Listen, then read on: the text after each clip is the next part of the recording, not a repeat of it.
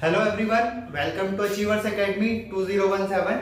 मैं विशाल वर्मा आज आपके सामने 8th क्लास का फर्स्ट चैप्टर रैशनल नंबर लेके आया। तो रैशनल नंबर क्या होता है आप सबने पढ़ा है। नेचुरल नंबर क्या होते हैं? नेचुरल नंबर होते हैं हमारे जो 1 से स्टार्ट होते हैं, 1 से स्टार्ट होते हैं, 1 2 3 4 ऐसे इनफाइनाइट तक जाते हैं। होल नंबर क्या होते हैं? जो 0 से स्टार्ट होते हैं, ठीक है, 0 1 2 3 4। और आपके इंटीजर्स क्या होते हैं? इंटीजर्स क्या होते हैं? नेगेटिव, पॉजिटिव और जीरो, ये क्या होते हैं? इंटीजर्स होते हैं। आज एक नया नंबर लेके आया मैं, रैशनल नंबर। थोड़ा सा वैसे ही है। रैशनल नंबर होता क्या है? रैशनल नंबर की डेफिनेशन है a number can be expressed in the form of p by q। एक नंबर जिसको हम p बाई q की फॉर्म में लिख सकते हैं उसको हम क्या कहते हैं? Rational number. अब आप बोलोगे ये तो फ्रैक्शन है, फ्रैक्शन है, p अपॉन q मतलब न्यूमरेटर भी है डिनोमिनेटर भी है, ठीक है। तो हाँ ठीक है, न्यूमरेटर भी है डिनोमिनेटर भी है, इसी को हम क्या कहते हैं? Rational number. एक एग्जांपल के लिए मैं 2/5 लेता हूं, ये एक रैशनल नंबर है। एक मैं 6 ले लेता हूं। अब ये क्या रैशनल नंबर है?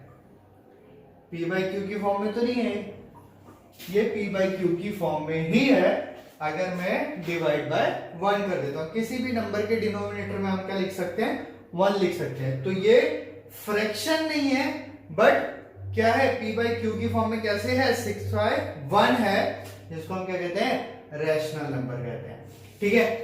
अब यहां पे कंडीशन है आपकी q नॉट इक्वल टू 0 होना चाहिए, q 0 नहीं होना चाहिए। सपोज एक नंबर लेता हूं मैं 5/0। 5/0 का मतलब होता है नॉट डिफाइंड। नॉट डिफाइंड मतलब इसकी हम वैल्यूज नहीं फाइंड कर सकते, ठीक है। अब ये रैशनल नंबर क्या होते हैं? रैशनल नंबर पॉजिटिव और नेगेटिव, पॉजिटिव नेगेटिव दोनों हो सकते हैं। पॉजिटिव भी हो सकते हैं और नेगेटिव भी हो सकते हैं, ठीक है। कैसे? -2/7 ये भी एक क्या है? रैशनल नंबर है। क्यों? p बाई q की फॉर्म में।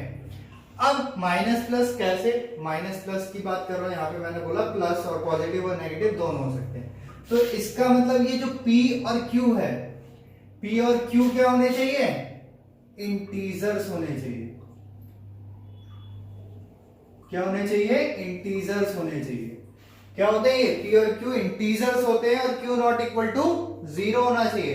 तो यहां पे क्या हो जाएगा? ये रैशनल नंबर हो जाएगा। क्लियर है? ठीक है। अब कुछ प्रॉपर्टीज होती हैं हमारी रैशनल नंबर की। तो क्या क्या प्रॉपर्टीज होती है? तो प्रॉपर्टीज देखते हैं हम।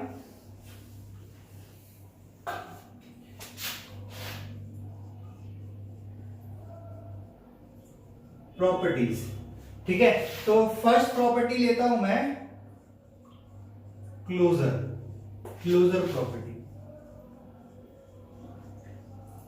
अब बेसिकली ये जो प्रॉपर्टीज होती है ये कैसे कैसे फॉर्म होती है ना, मतलब कहां कहां पे यूज होती है। तो सबसे पहला केस आता है यहां पे हमारा, ये एडिशन में यूज करते हैं, ठीक है। एडिशन में चेक करते हैं, एडिशन में क्लोजर प्रॉपर्टी। अब क्लोजर प्रॉपर्टी का मतलब है एडिशन में क्या होगा? एडिशन में क्लोजर प्रॉपर्टी का मतलब है कि अगर दो रैशनल नंबर की मैं बात करूं, एडिशन के लिए बोल रहा हूं मैं, rational number a upon B plus करूं c अपॉन डी, तो जो नया नंबर आना चाहिए वो क्या होना चाहिए? रैशनल नंबर होना चाहिए। क्या होना चाहिए? रैशनल नंबर होना चाहिए। अगर मैं दो रैशनल नंबर्स को, ये भी रैशनल ये भी रैशनल, दोनों रैशनल नंबर्स को ऐड करता हूं मैं, तो जो नया नंबर आएगा वो भी रैशनल आएगा। तो चेक करते हैं, देखो 2/5 प्लस 3/7, इन दोनों को ऐड करेंगे तो एलसीएम आ रहा है आपका 7 5 35, 7 2 14, 5 3 15, तो ये हो गया आपका 29/35। और ये क्या है? p बाई q की फॉर्म में है ना, और q नॉट इक्वल टू 0 भी है। तो ये क्या हो गया? क्लोजर प्रॉपर्टी हो गई आपकी एडिशन के केस में। ठीक है, तो फर्स्ट तो ये हो गई एडिशन के केस में। सेकंड चेक करते हैं, सेकंड हम देखते हैं सब्ट्रैक्शन के केस में। सब्ट्रैक्ट करके देखते हैं। सब्ट्रैक्ट करने का मतलब है कि अगर मैं a बाई बी एक रैशनल नंबर को से दूसरा रैशनल नंबर सब्ट्रैक्ट करता हूं तो भी क्या आएगा, रैशनल नंबर आएगा। क्या होगा, एक रैशनल नंबर होगा। चेक करते हैं, सेम वही नंबर ले लेता हूं, 2/5 माइनस 3/7। एलसीएम 35 आया था, इसको इससे करेंगे 14, इसको इससे करेंगे -15, तो -1/35। तो ये है ना p बाई क्यू की फॉर्म में, और q नॉट इक्वल टू 0, और बोला था नेगेटिव और पॉजिटिव दोनों हो सकते हैं। ठीक है, तो ये तो सब्ट्रैक्शन के केस में हो गया। अब देखते हैं मल्टीप्लिकेशन के केस में।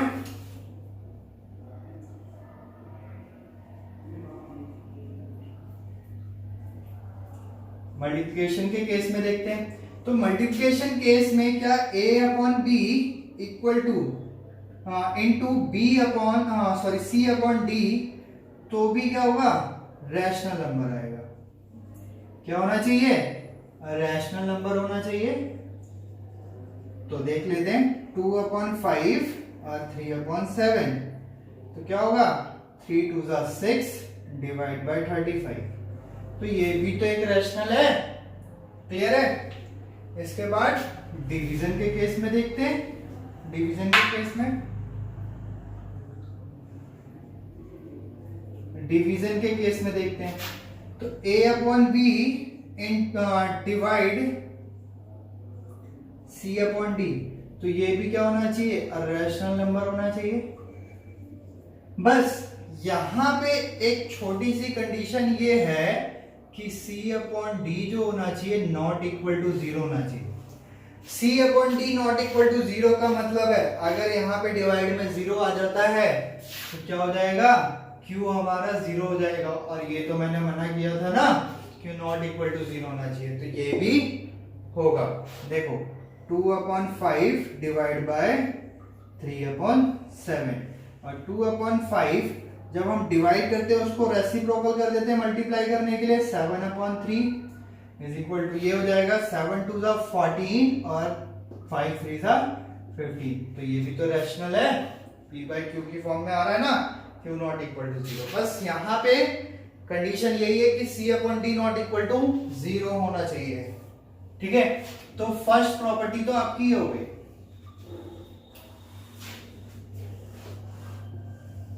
सेकंड प्रॉपर्टी देखते हैं हम।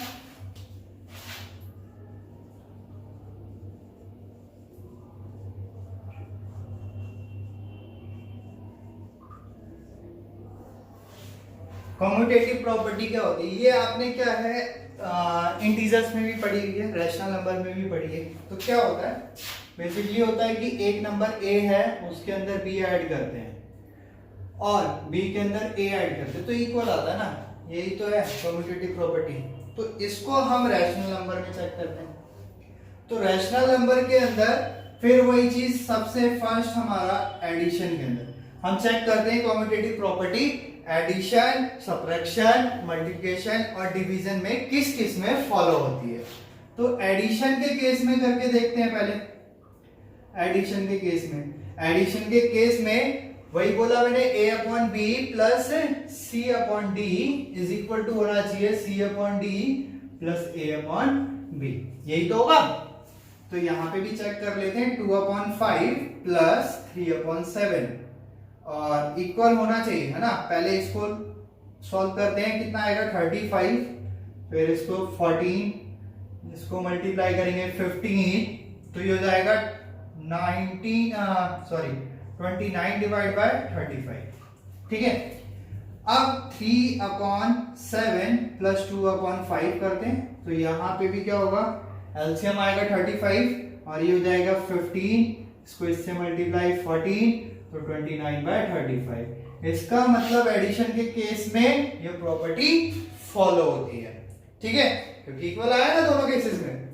अब सब्ट्रैक्शन के केस में देखते हैं। सब्ट्रैक्शन के केस में देखेंगे सब्ट्रैक्शन के केस में क्या होना चाहिए, यहाँ पे माइनस हो जाएगा।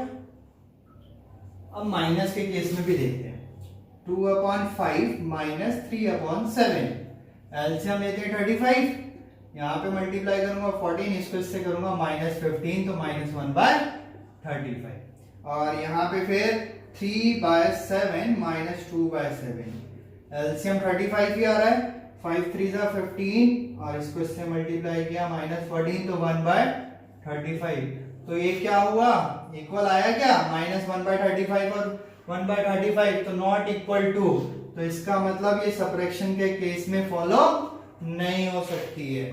ठीक है, इसके बाद देखते हैं मल्टीप्लिकेशन के केस में। मल्टीप्लिकेशन के केस में क्या होगा,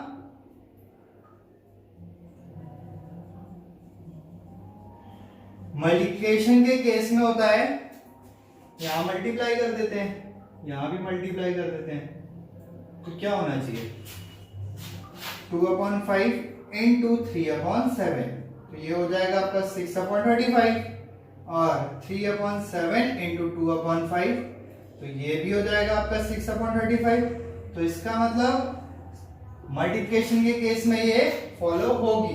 ठीक है, क्योंकि दोनों इक्वल आ रहे हैं। ठीक है, अब इसके बाद डिवीजन के केस में करते हैं। डिवीजन के अंदर क्या होना चाहिए, यहाँ पे डिवाइड का साइन आ जाएगा, यहाँ पे भी डिवाइड का आ जाएगा, तो इस पे चेक करते हैं डिवीजन में हो रहा है या नहीं हो रहा। 2/5 डिवाइड बाय 3/7, मैंने एक ही एग्जांपल हर बार लिया है जिससे आपको कंफ्यूजन ना हो। ठीक है, तो जब यहाँ पे 2/5 और इसको डिवीजन को मल्टीप्लिकेशन में करेंगे तो 7/3 लिख सकते हैं, तो ये हो जाएगा आपका 14/15। ठीक है, और फिर करते हैं 3/7 डिवाइड बाय 2/5, तो जब इसको चेंज करेंगे 3/7 इंटू 5/2, तो जाएगा 15/14, तो ये दोनों तो इक्वल नहीं है ना, तो इसका मतलब एडिशन के केस में भी ये फॉलो नहीं होगी। सो आई होप ये प्रॉपर्टीज, दो प्रॉपर्टीज बताई मैंने आपको, दोनों प्रॉपर्टीज आपको क्लियर हो गई होगी। इसके बाद आपकी आती है आइसोसेटिव प्रॉपर्टी एंड डिस्ट्रीब्यूटिव प्रॉपर्टी, वो हम नेक्स्ट वीडियो में कवर करेंगे। सो अगर ये वीडियो आपको अच्छा लगा हो तो hit the like button and subscribe our channel and share it. Thank you.